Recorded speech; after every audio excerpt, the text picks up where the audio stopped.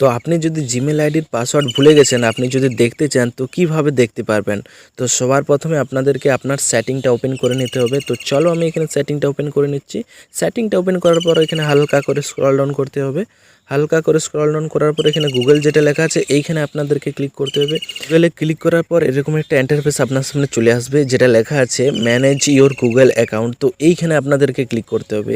এইখানে ক্লিক করা হালকা করে স্লাইড করতে হবে।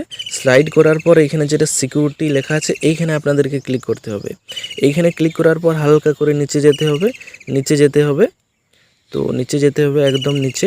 তো নিচে আসার পরে এখানে দেখতে পাচ্ছ যেটা পাসওয়ার্ড ম্যানেজার লেখা আছে এইখানে আপনাদেরকে ক্লিক করতে হবে। এইখানে ক্লিক করার পর google.com, তো এইখানে আপনাদেরকে ক্লিক করতে হবে। এইখানে ব্ল্যাক দেখাচ্ছে আমার স্ক্রিন রেকর্ডিং অন আছে তার জন্য।